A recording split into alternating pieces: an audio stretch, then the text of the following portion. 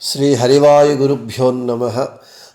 ಓಂ ವಂದೇ ವಿಷ್ಣುಂ ನಮಾಮಿ ಶ್ರಿಯಮಥ ಚ ಭುವಂ ಬ್ರಹ್ಮವಾಯೂ ಚ ವಂದೇ ಗಾಯತ್ರೀಂ ಭಾರತೀಂ ತಾಮಪಿ ಗರುಡಮನಂತಂ ಭಜೆ ರುದ್ರದೇವಂ ದೇವೀಂ ವಂದೇ ಸುಪರ್ಣೀಮಹಿಪತಿದಯಿತಾಂ ವಾರುಣೀಮಪ್ಯುಮಾಂ ತಾಂ ಇಂದ್ರಾದೀನ್ ಕಾಮಮುಖ್ಯಾನಪಿ ಸಕಲಸುರಾನ್ ತದ್ಗುರೂನ್ಮದ್ಗುರೂಂಶ್ಚ ಅಭ್ರಮಂ ಭಂಗರಹಿತಂ ಅಜಡಂ ವಿಮಲಂ ಸದಾ ಆನಂದತೀರ್ಥಮತುಲಂ ಭಜೆ ತಾಪತ್ರಯಾಪಹಂ ಸಾಧಿತಾ ಕಿಲ ಸತ್ತತ್ವಂ ಬಾಧಿತಾ ಕಿಲ ದುರ್ಮತಂ ಬೋಧಿತಾ ಕಿಲ ಸನ್ಮಾರ್ಗಂ ಮಾಧವಾಖ್ಯಯತಿಂ ಭಜೆ ಸಂಸ್ಥಾನ ರಕ್ಷಣೆ ಶೂರಾನ್ ಪ್ರಸನ್ನಾನ್ ರಾಘವಾರ್ಚನೆ ಪ್ರಣಮಾಮಿ ಗುರೂನ್ ನಿತ್ಯಂ ಪ್ರಸನ್ನ ಶೂರ ಮಾಧವಾನ್ ಪ್ರಸನ್ನ ಶೂರ ಮಾಧವ ಕರಾಬ್ಜೋತ್ಥಾನ್ ಯತೀಶ್ವರಾನ್ ವೀರರಾಮರತಾನ್ ವಂದೇ ವಿದ್ಯಾಸಾಗರ ಮಾಧವಾನ್ ಪೃಥ್ವೀಮಂಡಲ ಮಧ್ಯಸ್ಥಾಃ ಪೂರ್ಣಬೋಧಮತಾನುಗಾಃ ವೈಷ್ಣವಾಃ ವಿಷ್ಣುಹೃದಯಾಃ ತಾನ್ ನಮಸ್ಯೆ ಗುರೂನ್ ಮಮ ಆಪಾದಮೌಳಿಪರ್ಯಂತಂ ಗುರೂಣಾಮಾಕೃತಿಂ ಸ್ಮರೇತ್ ತೇನ ವಿಘ್ನಾಃ ಪ್ರಣಶ್ಯಂತಿ ಸಿದ್ಧ್ಯಂತಿ ಚ ಮನೋರಥಾಃ. ಶ್ರೀ ಗುರುಭ್ಯೋ ನಮಃ. ಹರಿ ಓಂ. ಓಂ ವಿಶ್ವಂ ವಿಷ್ಣುರ್ವಷಟ್ಕಾರೋ ಭೂತಭವ್ಯ ಭವತ್ಪ್ರಭುಃ ಭೂತಕೃದ್ಭೂತಭೃದ್ಭಾವೋ ಭೂತಾತ್ಮ ಭೂತಭಾವನಃ ಅಸಂಖ್ಯೇಯೋ ಅಪ್ರಮೇಯಾತ್ಮ ವಿಶಿಷ್ಟಶಿಷ್ಟಕೃಚ್ಛುಚಿಃ ಸಿದ್ಧಾರ್ಥಃ ಸಿದ್ಧಸಂಕಲ್ಪಃ ಸಿದ್ಧಿದಃ ಸಿದ್ಧಿಸಾಧನಃ. ನಮ್ಮ ವಿಷ್ಣು ಸಹಸ್ರನಾಮ ಪಾಠದಲ್ಲಿ ನಾವು ನಿನ್ನೆ ನರಹ ಅಂತ ಭಗವಂತನ ಹೆಸರನ್ನು ಕುರಿತು ಹೇಳಿಕೊಂಡಿದ್ದೇವೆ. ಇವತ್ತು 27ನೇಯ ಶ್ಲೋಕ ಪ್ರಾರಂಭ.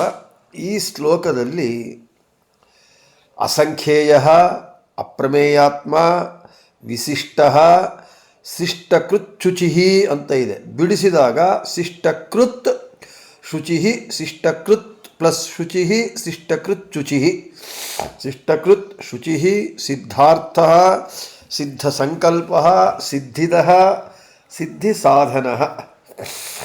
9 ನಾಮಗಳು ಈ ಶ್ಲೋಕದಲ್ಲಿ. ಅಸಂಖ್ಯೇಯ ಅಂತ ಭಗವಂತನ ಅನಂತಾನಂತ ನಾಮಗಳಲ್ಲಿ ಒಂದು ಹೆಸರು ಅಸಂಖ್ಯೇಯ. ಅಂದರೆ ಸಂಖ್ಯ ಇಷ್ಟು ಅಂತ ಹೇಳಲಿಕ್ಕೆ ಆಗುವುದಿಲ್ಲ. ಎಷ್ಟು ಸಂಖ್ಯೆ ಅಂದರೆ ಇಷ್ಟು ಅಂತ ಹೇಳಲಿಕ್ಕೆ ಆಗದೇ ಇರುವವನು ಅಂತ ಹೇಳ್ತಾ ಇದ್ದಾರೆ. ಅದೇ ಹೇಳ್ತಾರೆ, ಭಗವತಃ ಗುಣಾದಯಃ ತದಾತ್ಮಕಾಃ ತಥಾ ಚ ಗುಣಕರ್ಮ ರೂಪ ಜನ್ಮ ರೂಪೇಣ ಸಂಖ್ಯಾತುಂ ಅಶಕ್ಯಃ ಅಥವಾ ಸಂಖ್ಯಾತುಂ ಯೋಗ್ಯಾಃ ಸಂಖ್ಯೇಯಾಃ ನ ವಿದ್ಯಂತೆ ಸಂಖ್ಯೇಯಾಃ ಗುಣಕರ್ಮಾದಯಃ ಯಸ್ಮಿನ್ ಸಹ ಅಸಂಖ್ಯೇಯಃ ಅಂತೇಳಿ.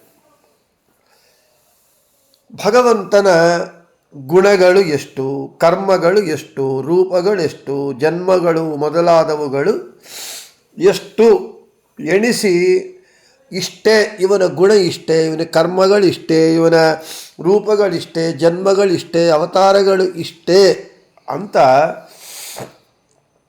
ಎಣಿಸಿ ಹೇಳುವುದಕ್ಕೆ ಸಾಧ್ಯವಾಗೋದಿಲ್ಲ. ಅಥವಾ ಎಣಿಸಲಿಕ್ಕೆ ಅಸಾಧ್ಯವಾದಂತಹ ಗುಣ ರೂಪ ಕರ್ಮಗಳು ಉಳ್ಳವನು ಅಂತರ್ಥ. 2, ಒಂದು ಗುಣಕರ್ಮ ರೂಪ ಜನ್ಮಾದಿಗಳ ರೂಪದಿಂದ ಅವನನ್ನು ಎಣಿಸುವುದಕ್ಕೆ ಸಾಧ್ಯವಾಗುವುದಿಲ್ಲ. ಅದು ಭಗವತಃ ಗುಣಾದಯಃ ಆತ್ಮಕಾಃ ತಥಾ ಚ ಗುಣಕರ್ಮ ರೂಪ ಜನ್ಮ ರೂಪೇಣ ಸಂಖ್ಯಾತುಂ ಅಶಕ್ಯ. ಇನ್ನು ಅಥವಾ ಸಂಖ್ಯಾತುಂ ಯೋಗ್ಯಾಃ ಸಂಖ್ಯೇಯಾಃ ನ ವಿದ್ಯಂತೆ ಸಂಖ್ಯೇಯಾ ಗುಣಕರ್ಮಾದಯ ಯಸ್ಮಿನ್ ಸಹ ಅಸಂಖ್ಯೇಯ. ಎಣಿಸುವುದಕ್ಕೆ ಯೋಗ್ಯವಾದದ್ದು ಸಂಖ್ಯೆಗಳು, ಎಣಿಸುವುದಕ್ಕೆ ಸಾಧ್ಯವಾಗದೇ ಇರುವಂತಹ ಗುಣ, ಕರ್ಮ, ರೂಪ, ಜನ್ಮಗಳು ಮೊದಲಾದವುಗಳು ಯಾವನಲ್ಲಿ ಇದೆಯೋ ಅವನು ಅಸಂಖ್ಯೇಯ. ಭಗವಂತನು ಒಬ್ಬನೇ, ಎಲ್ಲರಿಗೂ ಗೊತ್ತಿದೆ. ಏಕೋ ನಾರಾಯಣೋ ಹರಿಹಿ, ಭಗವಂತನೊಬ್ಬನೇ. ಅನೇಕ ಜನ ಭಗವಂತರು ಇರಲಿಕ್ಕೆ ಸಾಧ್ಯವಿಲ್ಲ. ಆದರೆ ಅವನ ಗುಣಗಳು, ಅವನ ಕರ್ಮಗಳು, ಅವತಾರಗಳು ಮತ್ತು ರೂಪಗಳು ಇವೆಲ್ಲವೂ ಕೂಡ ಅಸಂಖ್ಯಾಕವಾಗಿದೆ. ಆದರೆ ಅವನ ಗುಣ, ಕರ್ಮಗಳು, ಜನ್ಮಗಳು ಇವೆಲ್ಲವೂ ಕೂಡ ಅವನ ಸ್ವರೂಪಾತ್ಮಕವಾಗೇ ಇದೆ. ಅವನು ಬೇರೆ ಅಲ್ಲ, ಅವನ ಗುಣಗಳು, ಕರ್ಮಗಳು, ಅವತಾರಗಳು, ರೂಪಗಳು ಬೇರೆ ಅಲ್ಲ. ಆದ್ದರಿಂದ ಅವನು ತನ್ನ ಅಸಂಖ್ಯ ಗುಣಗಳ, ಅಸಂಖ್ಯ ಕರ್ಮಗಳ, ಅಸಂಖ್ಯ ರೂಪಗಳ, ಅಸಂಖ್ಯ ಅವತಾರಗಳ ರೂಪಗಳಿಂದ ಅಸಂಖ್ಯೇಯನು, ಅಂದರೆ ಎಣಿಸುವುದಕ್ಕೆ ಸಾಧ್ಯವಾಗದೇ ಇರುವವನು. ಇದು ಇನ್ಫಿನಿಟ್, ಇಷ್ಟು ಅಂತ ಹೇಳಲಿಕ್ಕಾಗೋದಿಲ್ಲ. ಇನ್ಫಿನಿಟ್, ಇಂಡೆಫಿನೆಟ್, ಅನ್ಲಿಮಿಟೆಡ್, ಅನ್ರೆಸ್ಟ್ರಿಕ್ಟೆಡ್, ಈ ರೀತಿಯಾಗಿ ಭಗವಂತನು ಆದ ಕಾರಣ ಅವನಿಗೆ ಅಸಂಖ್ಯೇಯ ಅಂತ ಹೆಸರು. ಇನ್ನು ನಮಗೆ ಭಾಗವತ 12 ಸ್ತೋತ್ರ ಈ ರೀತಿಯಾಗಿ ಹೇಳುತ್ತೆ. ನಾಂತಂ ವಿದಾಮ್ಯಹಮಮಿ ಮುನಯಃ ಪ್ರಜೇಶಾಃ ಮಾಯಾಬಲಸ್ಯ ಪುರುಷಸ್ಯ ಕುತೋ ಅಪರೇಯೇ ಗಾಯನ್ ಗುಣಾನ್ ದಶಶತಾನನ ಆದಿದೇವಃ ಶೇಷೋ ಅಧುನಾಪಿ ಸಮವಸ್ಯತಿ ನಾಸ್ಯ ಪಾರಂ. ಇದು ಭಾಗವತ. ಇನ್ನು 12 ಸ್ತೋತ್ರ. ನೈವೋದ ಪೃಗೃಣಂತೋಂತಂ ಯದ್ಗುಣ ನಾಮಜಾದಯ ಅಂತ. 1000 ಮುಖಗಳು ಉಳ್ಳವನು ಶೇಷನು. 1000 ಮುಖಗಳು ಉಳ್ಳ ಶೇಷನು ನಿತ್ಯ ಭಗವಂತನ ಗುಣಗಳನ್ನು ಕೊಂಡಾಡ್ತಾನೇ ಇದ್ದಾನೆ. ಆದರೆ 1000 ಮುಖವುಳ್ಳವನು, ಒಂದೊಂದು ಮುಖದಲ್ಲಿ 2 ನಾಲಿಗೆ ಉಳ್ಳವನು, 100,000 ಮುಖಗಳಲ್ಲಿರುವ 2,000 ನಾಲಿಗೆಗಳಿಂದ ಇಂದಿನವರೆಗೂ ಶೇಷನು ಭಗವಂತನ ಗುಣಗಳನ್ನು, ಅವನ ರೂಪಗಳನ್ನು, ಇವುಗಳನ್ನು ಕೊಂಡಾಡ್ತಾ ಇದ್ದಾನೆ. ಈ ಕ್ಷಣದವರೆಗೂ ಅದರ ಅಂತ್ಯವನ್ನು ಕಂಡಿಲ್ಲ ಶೇಷದೇವರು.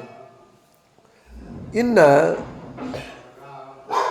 ಚತುರ್ಮುಖ ಬ್ರಹ್ಮ ಭಗವಂತನ ಗುಣವನ್ನು ಹೇಳ್ತಾ ಇದ್ದಾನೆ. ಭಗವಂತನ ಭಾಗವತ ಹೇಳ್ತಾ ಇದೆ. ನಾಂತಂ ವಿದಾಮ್ಯಹಮಮಿ ಮುನಯಃ ಪ್ರಜೇಶಾಃ ಮಾಯಾಬಲಸ್ಯ ಪುರುಷಸ್ಯ ಕುತೋ ಅಪರೇಯೇ ಗಾಯನ್ ಗುಣಾನ್ ದಶಶತಾನನ ಆದಿದೇವಃ ಶೇಷೋ ಅಧುನಾಪಿ ಸಮವಸ್ಯತಿ ನಾಸ್ಯ ಪಾರಂ.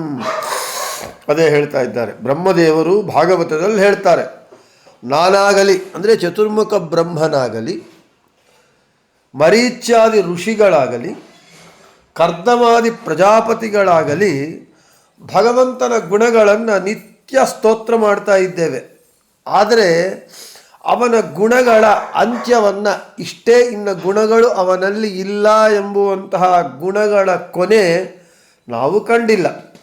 ನಾವೇ ಹೀಗಿರುವಾಗ ಚತುರ್ಮುಖ ಬ್ರಹ್ಮನಾದ ನಾನು, ಮರಿಚ್ಯಾದಿ ಋಷಿಗಳು, ಕರ್ದಮಾದಿ ಪ್ರಜಾಪತಿಗಳು ಸ್ತೋತ್ರ ಮಾಡಿದರೂ ಭಗವಂತನ ಗುಣಗಳ ಅಂತ್ಯವನ್ನು ಕಾಣದೇ ಇರುವಾಗ ಇನ್ನು ಬೇರೆಯವರು ಹೇಗೆ ಭಗವಂತನ ಗುಣಗಳ ಕೊನೆಯನ್ನು ಕಾಣಲಿಕ್ಕೆ ಸಾಧ್ಯ, ಹೇಗೆ ಕಾಣುತ್ತಾರೆ ಅಂತ ಚತುರ್ಮುಖ ಬ್ರಹ್ಮ ಭಗವಂತನ ಅಸಂಖ್ಯೇಯತ್ವ ಗುಣವನ್ನು, ಅಸಂಖ್ಯೇಯತ್ವ ಎಂಬುದು ಒಂದು ಗುಣ, ಎಣಿಸಲಿಕ್ಕೆ ಆಗದೇ ಇರುವಂತಹ ಗುಣಕರ್ಮ ರೂಪಗಳು ಉಳ್ಳವನು, ಆ ಅಸಂಖ್ಯೇಯತ್ವ ಗುಣವನ್ನು ಚತುರ್ಮುಖ ಬ್ರಹ್ಮ ಭಾಗವತದಲ್ಲಿ ಹೇಳ್ತಾ ಇದ್ದಾರೆ. ಚತುರ್ಮುಖ ಬ್ರಹ್ಮ ಏನು ಹೇಳಿದ್ದಾರೆ ಅದೇ ಮಾತನ್ನು ಮಧ್ವಾಚಾರ್ಯರು ಕೂಡ ದ್ವಾದಶ ಸ್ತೋತ್ರದಲ್ಲಿ ನೈವೋದ ಪೃಗೃಣಂತೋಂತಂ ಯದ್ಗುಣ ನಾಮಜಾದಯ, ಅನಂತ ಎನಿಸುವಂತಹ ಭಗವಂತನ ಗುಣಗಳನ್ನು ಚತುರ್ಮುಖಾದಿಗಳು ಅಂದರೆ ಚತುರ್ಮುಖ ಬ್ರಹ್ಮ ಮೊದಲಾದವುಗಳು ಎಣಿಸುತ್ತಾ ಇದ್ದರೂ ಇಂದಿನವರೆಗೂ ಈ ಕ್ಷಣದವರೆಗೂ ಅವುಗಳ ಕೊನೆಯನ್ನು ಕಂಡಿಲ್ಲ ಎಂದು ಮಧ್ವಾಚಾರ್ಯರು ದ್ವಾದಶ ಸ್ತೋತ್ರದಲ್ಲಿ ಸ್ತೋತ್ರವನ್ನು ಮಾಡ್ತಾ ಇದ್ದಾರೆ. ಇದು ಭಗವಂತನ ಅಸಂಖ್ಯೇಯತ್ವ ಎಂಬುವಂತಹ ಒಂದು ವಿಶಿಷ್ಟವಾದ ವೈಶಿಷ್ಟ್ಯವಾದ ಯಾರಲ್ಲೂ ಇಲ್ಲದೇ ಇರುವಂತಹ ಗುಣ. ಇನ್ನು ನಮಗೆ ಭಾಗವತ ಮತ್ತು ಹೇಳ್ತಾ ಇದೆ, ಜನ್ಮ ಕರ್ಮಾಭಿಧಾನಾನಿ ಸಂತಿ ಮೇ ಅಂಗ ಸಹಸ್ರಶಃ ನ ಶಕ್ಯಂತೆ ಅನುಸಂಖ್ಯಾತು ಅನಂತತ್ವಾನ್ಮಯಾಪಿ ಕ್ವಚಿತ್ ರಜಾಂಸಿ ವಿಮಮೇ ಪಾರ್ಥಿವಾನ್ಯುರು ಜನ್ಮಭಿಃ ಗುಣಕರ್ಮಾಭಿಧಾನಾನಿ ನಮೇ ಜನ್ಮಾನಿ ಕರ್ಹಿಚಿತು ಕಾಲತ್ರಯೋಪಪನ್ನಾನಿ ಜನ್ಮ ಕರ್ಮಾಣಿ ಮೇ ನೃಪ ಅನುಕ್ರಮಂತೋ ನೈವಾಂತಂ ಗಚ್ಚಂತಿ ಪರಮರ್ಷಯಃ ಅಂತ ಭಾಗವತ ಹೇಳ್ತಾ ಇದೆ. ಕೃಷ್ಣನೇ ಮುಚುಕುಂದರಾಜನಿಗೆ ತನ್ನ ಜನ್ಮಾದಿಗಳ ಅಸಂಖ್ಯೇಯತ್ವವನ್ನು ಹೇಳ್ತಾ ಇದ್ದಾನೆ. ಭಾಗವತದಲ್ಲಿ ಸಾಕ್ಷಾತ್ ಭಗವಂತನಾದ ಕೃಷ್ಣನೇ ಮುಚುಕುಂದ ಮಹಾರಾಜನಿಗೆ ತನ್ನ ಜನ್ಮಾದಿಗಳ ಅಸಂಖ್ಯೇಯತ್ವವನ್ನು ಹೇಳ್ತಾ ಇದ್ದಾರೆ. ಭಗವಂತ ಹೇಳ್ತಾನೆ, ನನಗೆ ಸಾವಿರಾರು ಜನ್ಮಗಳು, ಕರ್ಮಗಳು, ನಾಮಗಳು ಇವೆ. ಪರಮ ಋಷಿಗಳು ಅವುಗಳನ್ನು ಎಣಿಸಬೇಕು, ಇಷ್ಟು ಇದೆ ಅಂತ ಎಣಿಸಬೇಕು ಅಂತ ಪ್ರಯತ್ನವನ್ನು ಮಾಡಿ ಆ ಕೊನೆಯನ್ನೇ ಕಂಡಿಲ್ಲ, ಅವರು ಅಂತ್ಯವನ್ನು ಕಾಣಲಿಲ್ಲ. ಪಾರ್ಥಿವ ಧೂಳಿ ಕಣಗಳನ್ನು ಬೇಕಾದರೂ ಎಣಿಸಬಹುದು, ಆದರೆ ಅನಂತಗಳಾದಂತಹ ನನ್ನ ಜನ್ಮ ಕರ್ಮಗಳನ್ನು ಮಾತ್ರ ಎಣಿಸಲಾರೆ ಎಂಬುದಾಗಿ ಕೃಷ್ಣನೇ ಹೇಳ್ತಾ ಇದ್ದಾನೆ. ನಮಗೆ ನಮ್ಮ ಕಿಟಕಿ ಅಥವಾ ಗವಾಕ್ಷಿ ಇಂದ ಸೂರ್ಯ ಕಿರಣಗಳು ಬೀಳ್ತಾ ಇರುತ್ತೆ. ಆ ಸೂರ್ಯ ಕಿರಣಗಳು ಬೀಳುವಾಗ ನಮಗೆ ಕಾಣ್ತಾ ಇರುತ್ತೆ, ಅದರೊಳಗೆ ಧೂಳಿ ಕಣಗಳು ಕಾಣುತ್ತೆ. ಆ ಧೂಳಿ ಕಣಗಳನ್ನಾದರೂ ಎಣಿಸಿ ಇಷ್ಟು ಅಂತ ಹೇಳಬಹುದು. ಈ ಭೂಮಂಡಲದಲ್ಲಿರುವಂತಹ ಮಣ್ಣಿನ ಕಣಗಳನ್ನು ಎಣಿಸಿ ಆದರೂ ಇಷ್ಟು ಅಂತ ಹೇಳಬಹುದು. ಆದರೆ ಭಗವಂತನ ಅನಂತಾನಂತ ಜನ್ಮಗಳು, ಕರ್ಮಗಳು, ಗುಣಗಳು, ರೂಪಗಳು, ನಾಮಗಳು ಎಣಿಸಿ ಇಷ್ಟು ಅಂತ ಹೇಳಲಿಕ್ಕೆ ಸಾಧ್ಯವಾಗುವುದಿಲ್ಲ. ಆದ ಕಾರಣ ಭಗವಂತನು ಅಸಂಖ್ಯೇಯ ಅಂತ ಅವನಿಗೆ ಹೆಸರು ಅಂತ ಭಾಗವತ ವಾಕ್ಯವನ್ನು ಹೇಳ್ತಾ ಇದೆ.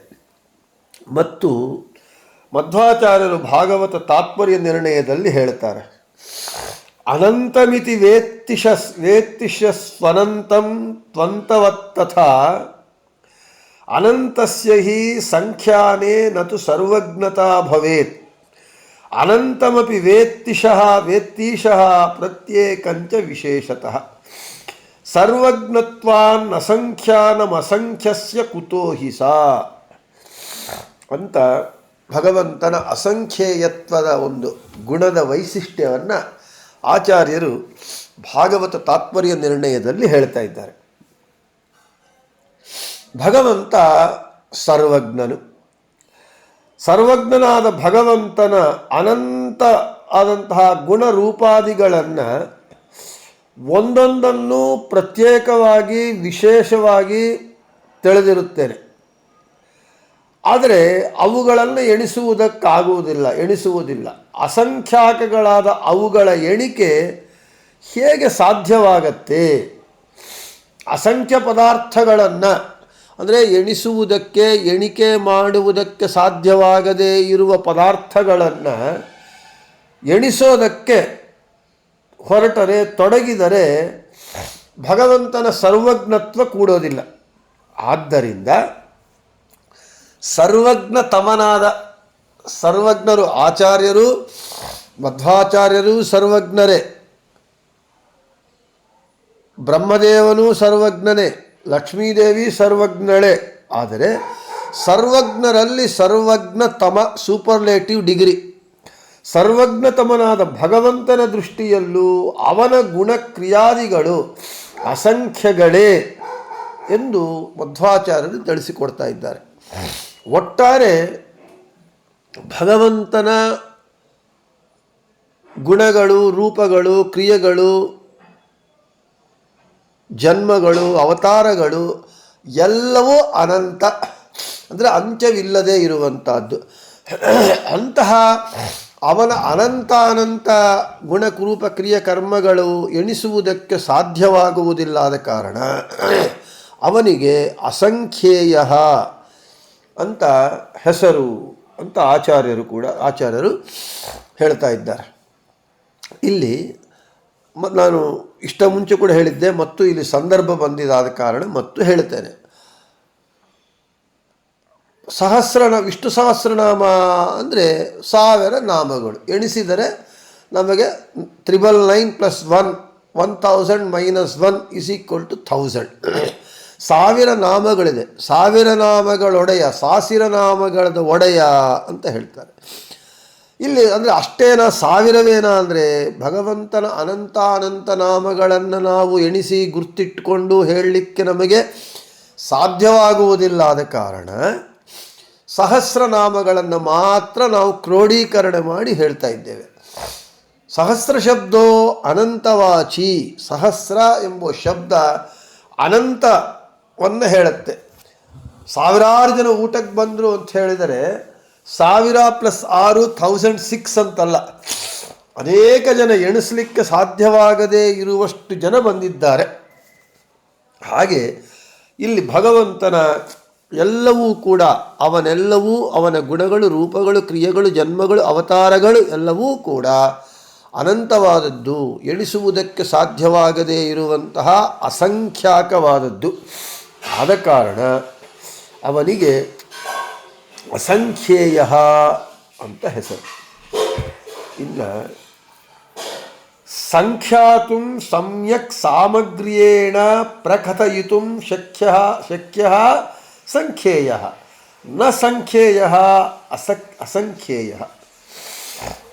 ಇಲ್ಲಿ ಸಂಖ್ಯಾತುಂ ಸಮ್ಯಕ್ ಸಾಮಗ್ರ್ಯೇಣ ಪ್ರಕಥಯಿತುಂ ಶಕ್ಯ ಸಂಖ್ಯಾತುಂ ಅಂದರೆ ಚೆನ್ನಾಗಿ ಸಮಗ್ರವಾಗಿ ಎಣಿಸಿ ಇಷ್ಟೇ ಅಂತ ಹೇಳುವುದು ಸಂಖ್ಯೇಯ. ಉದಾಹರಣೆಗೆ ಒಂದು 100 ರೂಪೀಸ್ ಬಂಡಲ್ ಇರುತ್ತೆ. 500 ರೂಪೀಸೋ 100 15 10 ಯಾವುದೋ ಒಂದು. ನಾವೇನು ಹೇಳ್ತೀವಿ, ಈ ಬಂಡಲಲ್ಲಿ ಎಷ್ಟಿದೆ ಅಂದರೆ 100 ಅಷ್ಟೇ, ಸ್ಪಷ್ಟವಾಗಿ 100 ಅಂತ ಹೇಳ್ತೇವೆ. ನೀವು ಕೌಂಟಿಂಗ್ ಮಿಷನಲ್ಲಿ ಎಣಿಸಿದಾಗ ಅದು 100 ಇರುತ್ತೆ, 99 ಇರಲ್ಲ, 101 ಇರಲ್ಲ. ಚೆನ್ನಾಗಿ ಎಣಿಸಿ ಹೇಳುವುದಕ್ಕೆ ಸಾಧ್ಯವಾಗುವುದು ಸಂಖ್ಯೇಯ. ನ ಸಂಖ್ಯೇಯ ಅಸಂಖ್ಯೇಯ. ಈ ಶಬ್ದದ ಇದು ಹೇಳ್ತಾ ಇದ್ದಾರೆ. ಎಣಿಸುವುದಕ್ಕೆ ನ ಸಂಖ್ಯೇಯ, ಎಣಿಸುವುದಕ್ಕೆ ಸಾಧ್ಯವಾಗದೇ ಇದ್ದಿದ್ದಾದ ಕಾರಣ ಅಸಂಖ್ಯೇಯ, ಚೆನ್ನಾಗಿ ಸಮಗ್ರವಾಗಿ ತಿಳಿಸಲು ಅಶಕ್ಯವಾಗಿರುವವನಾದ ಕಾರಣ ಭಗವಂತನಿಗೆ ಅಸಂಖ್ಯೇಯ ಅಂತ ಹೆಸರು ಅಂತ ಹೇಳ್ತಾ ಇದ್ದಾರೆ. ಇನ್ನು ಭಾಗವತ ಮತ್ತು ಹೇಳ್ತಾ ಇದೆ, ವೇದಾಭಿಮಾನಿ ದೇವತೆಗಳು ಭಗವಂತನನ್ನು ಈ ರೀತಿ ಹೇಳ್ತಾರಂತೆ.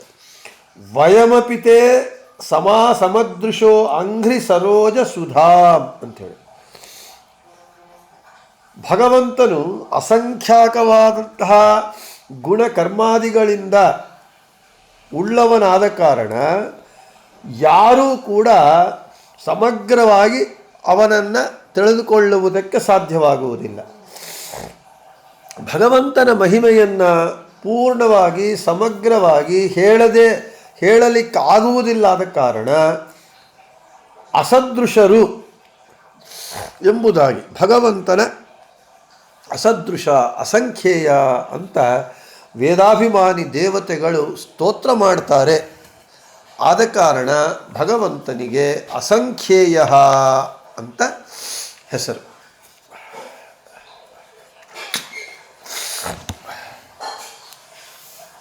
ಇನ್ನು ಆ ಇತಿ ಬ್ರಹ್ಮ ಇತಿ ಏನ ಪೂರ್ಣೇನ ಭಗವತ ಸಂಖ್ಯಾತು ಸಮ್ಯಕ್ ಕಥಯಿತು ಶಕ್ಯ ಅಸಂಖ್ಯೇಯ.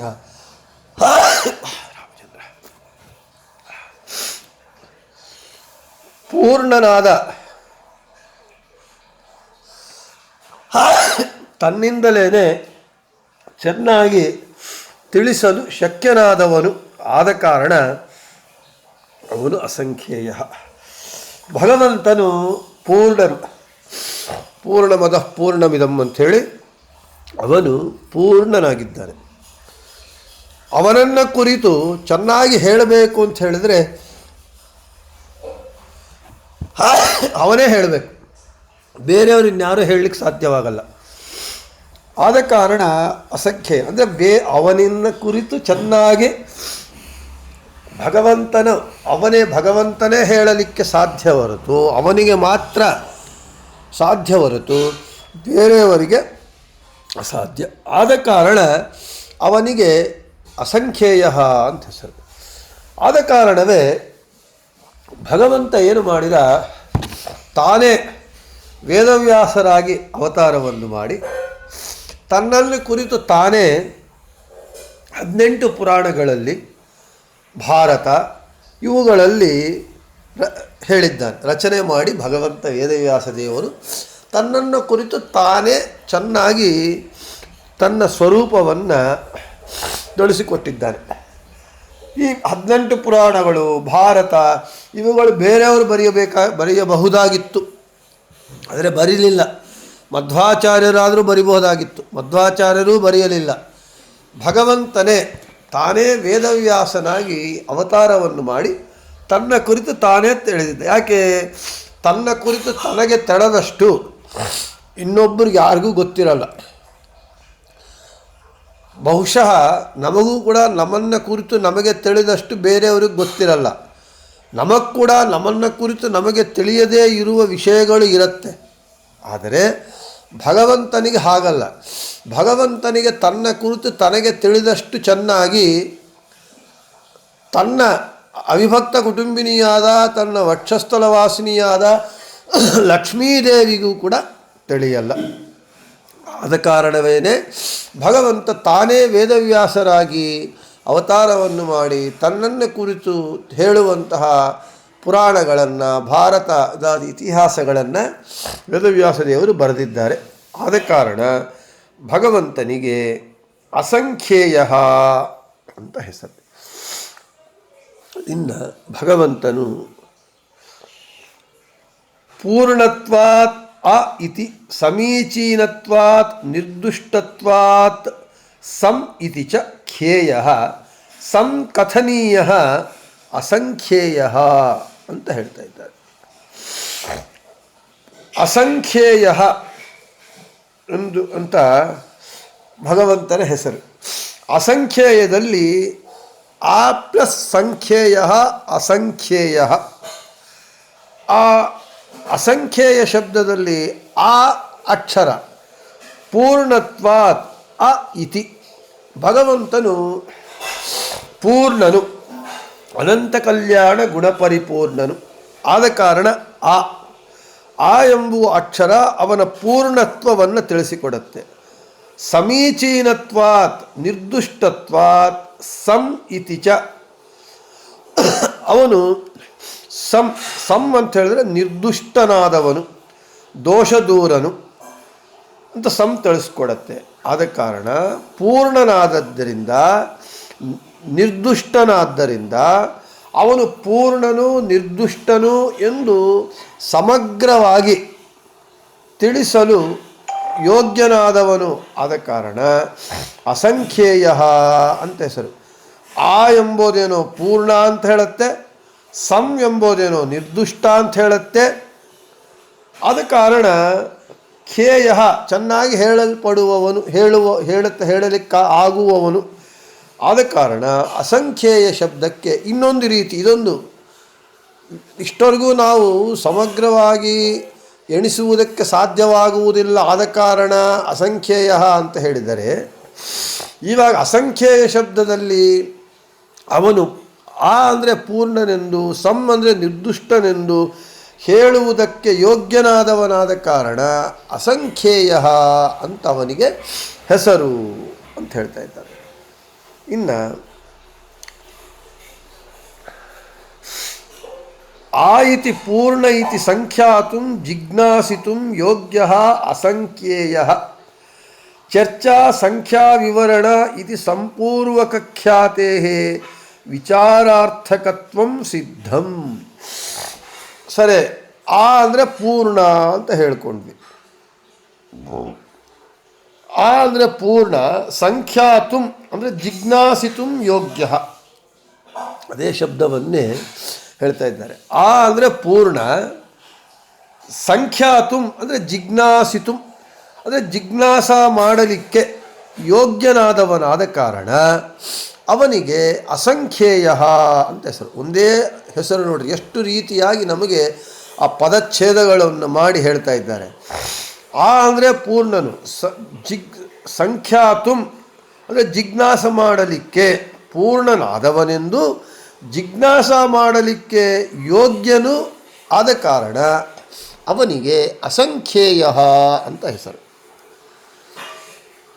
ನಮಗೆ ಬ್ರಹ್ಮಸೂತ್ರದಲ್ಲಿ ಮೊಟ್ಟ ಮೊದಲನೆಯ ಸೂತ್ರ ಓಂ ಓಂ ಅಥಾತೋ ಬ್ರಹ್ಮ ಜಿಜ್ಞಾಸಾ ಓಂ.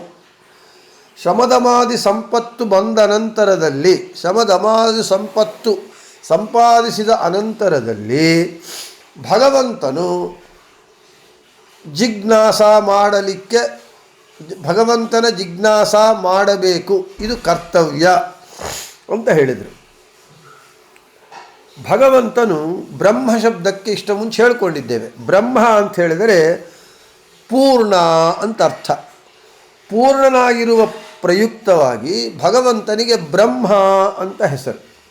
ಆ ಬ್ರಹ್ಮ ಅಂತ ಉಳ್ಳವನಾದ ಭಗವಂತನ ಜಿಜ್ಞಾಸೆಯನ್ನು ಅಂದರೆ ಅವನ ಕುರಿತು ಚರ್ಚೆ ಮಾಡಲೇಬೇಕು ಅಂತ ವೇದವ್ಯಾಸ ದೇವರು ವಿಧಿಯನ್ನು ಮಾಡಿದ್ದಾರೆ ಮೊಟ್ಟ ಮೊದಲನೆಯ ಸೂತ್ರದಲ್ಲಿ. ಅಷ್ಟೇ ಅಲ್ಲದೆ ಮೊದಲನೇ ಅಧ್ಯಾಯ ಸಮನ್ವಯಾಧ್ಯಾಯ, ಭಗವಂತ ಸರ್ವಶಬ್ದವಾಚ್ಯ ಅಂತ ಹೇಳಿ, ಆ ಭಗವಂತ ಸರ್ವಶಬ್ದವಾಚ್ಯ ಅಂತ ಬೇರೆ ಬೇರೆ ವೈದಿಕ ಶಬ್ದಗಳನ್ನು ಕೂಡ ಭಗವಂತನಲ್ಲಿ ಸಮನ್ವಯ ಮಾಡೋದರ ಮೂಲಕ ಭಗವಂತನು ಗುಣಪೂರ್ಣನು ಎಂದು ಸಿದ್ಧಾಂತ ಮಾಡಿದ್ದಾರೆ ವೇದವ್ಯಾಸ ದೇವರು. ಒಟ್ಟಾರೆ ಭಗವಂತನು ಪೂರ್ಣನಾದವನು ಮತ್ತು ಜಿಜ್ಞಾಸ ಮಾಡುವುದಕ್ಕೆ ಯೋಗ್ಯನಾದವನು ಎಂದು ವೇದವ್ಯಾಸ ದೇವರು ಬ್ರಹ್ಮಸೂತ್ರಗಳಲ್ಲಿ ಮೊದಲನೆಯ ಅಧ್ಯಾಯದಲ್ಲಿ ಜಿಜ್ಞಾಸ ಮಾಡತಕ್ಕದ್ದು ಕರ್ತವ್ಯ ಅಂತ ಹೇಳಿದ್ದಾರೆ. ಆದ ಕಾರಣ ಭಗವಂತನು ಅಸಂಖ್ಯೇಯ ಅಂತ ಭಗವಂತನಿಗೆ ಹೆಸರು ಅಂತ ಹೇಳ್ತಾ, ಇನ್ನು ಅಸಂಖ್ಯವಾದ ಜಲವನ್ನು ಸಮುದ್ರಕ್ಕೆ ಹೊಂದಿಸಿದವನು, ಭಕ್ತರಿಗೆ ಆನಂದವನ್ನು ಹೊಂದಿಸುವವನು, ಈ ರೀತಿಯಾಗಿ ಭಗವಂತನ ಇನ್ನೂ ಅಸಂಖ್ಯೇಯ ಶಬ್ದವನ್ನು ನಾನಾ ರೀತಿಯಾಗಿ ಸಮರ್ಥನೆ ಮಾಡಿ ಅಸಂಖ್ಯೇಯ ಅಂತ ಭಗವಂತನ ಶಬ್ದವನ್ನು ಇನ್ನೂ ಇಷ್ಟು ಪ್ರಮಾಣಗಳಿಂದ ವಿವರಣೆ ಕೊಡ್ತಾರೆ ವ್ಯಾಖ್ಯಾನಕಾರರು. ಅವುಗಳನ್ನು ನಾಳೆ ಹೇಳಿಕೊಳ್ಳೋಣ ಅಂತ ಹೇಳ್ತಾ, ಸ್ವಲ್ಪ ನೆಗಡಿ ಆಗಿರೋದ್ರಿಂದ ಸರಿಯಾಗಿ ಸ್ಪಷ್ಟವಾಗಿ ಹೇಳಲಿಕ್ಕಾಗ್ತಾ ಇಲ್ಲ, ನಾಳೆ ಹೇಳೋಣ ಅಂತ ಹೇಳ್ತಾ ಶ್ರೀಕೃಷ್ಣಾರ್ಪಣಮಸ್ತು, ಮಧ್ವೇಶಾರ್ಪಣಮಸ್ತು. ಎಲ್ಲರಿಗೂ ಶುಭ.